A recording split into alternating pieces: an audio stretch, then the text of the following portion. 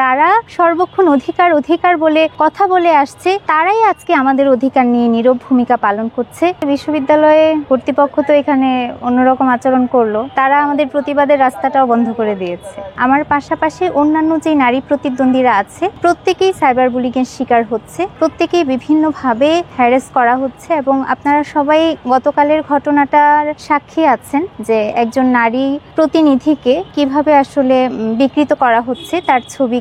এর মাধ্যমে আমরা অপোজিশন বা বিশ্ববিদ্যালয়ের কর্তৃপক্ষের দায়িত্বহীনতাই দেখতে পাচ্ছি যে একজন নারী প্রতিনিধির সম্মানকে তারা ধরে রাখতে পারেননি বা তাদের নীতিমালাকে ভঙ্গ করা হয়েছে, এর বিরুদ্ধেও আমরা কোনো লিগ্যাল নোটিশ বা কোনো ধরনের শোকজ দেখতে পাইনি। মোটামুটি সকল নারী প্রতিদ্বন্দ্বীরাই সাইবার বুলিংয়ের শিকার হচ্ছে। আমাদের প্রতি তাদের যে হিংসাত্মক ধারণা আছে, আমাদের প্রতি তাদের যে বিদ্বেষ আছে, সেই বিদ্বেষই প্রকাশিত হয়েছে তাদের কুরুচিপূর্ণ কর্মকাণ্ডের মাধ্যমে। আমাদের দেশের যারা নারীদের অধিকার নিয়ে বলিষ্ঠ কণ্ঠে সামনের দিকে এগিয়ে আসছে তারা অধিকাংশই হিজাব ফোবিক বা একটা শ্রেণীর নারীদের প্রতিনিধিত্ব করছে, তারা সকল শ্রেণীর নারীর প্রতিনিধি হতে পারেনি। ওয়ালটন এসি এক্সচেঞ্জ অফারে এখন যে কোনো ব্র্যান্ডের পুরাতন এসি বদলে নতুন ওয়ালটন এসিতে উপভোগ করুন 25% ছাড়। Walton air conditioner, comfort without compromise. বিশেষ করে আমরা যারা হিজাবের কারণে, নেকাবের কারণে যুগের পর যুগ ধরে অত্যাচারিত হয়ে এসেছি, আমরা তাদেরকে আমাদের পাশে পাইনি,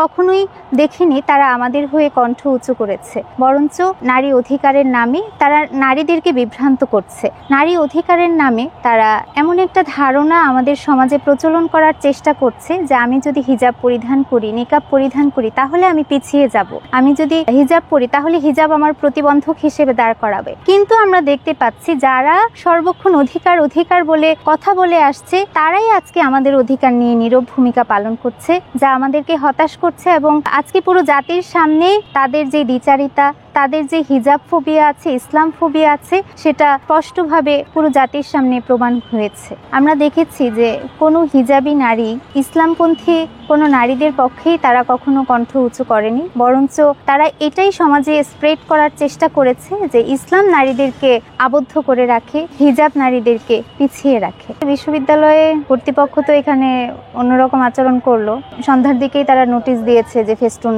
টাঙানো যাবে না, মানে তারা আমাদের প্রতিবাদের রাস্তাটাও বন্ধ করে দিয়েছে। ঘটনার আগ পর্যন্ত এরকম নোটিশ ছিল না, কালকে বিকেলে বা সন্ধ্যার দিকে নতুন করে নোটিশ দেওয়া হয়েছে। মানে শুধু কালকেই না, আমরা দেখতে পাচ্ছি যে একটা ঘটনা ঘটে তারপর হচ্ছে তারা নোটিশ দেয়, এরকম বিভিন্ন সময় পরপর নোটিশ দেয়া হচ্ছে, নতুন নতুন একপাক্ষিক আচরণ করা হচ্ছে। ইসলাম নারীদেরকে অবশ্যই সকল ধরনের কাজের সুযোগ দিয়েছে, কোনো দিক থেকেই সীমাবদ্ধ করেনি। এবং আমরা সেটাই প্রমাণ করার চেষ্টা করব যে একজন নারী পর্দার মধ্য থেকে ইসলামিক বিধানগুলো পালন করেও সে যে প্রতিনিধি হতে পারে, সে নেতৃত্ব দিতে পারে, এই বিষয়টাই আমরা প্রমাণ করতে চাই।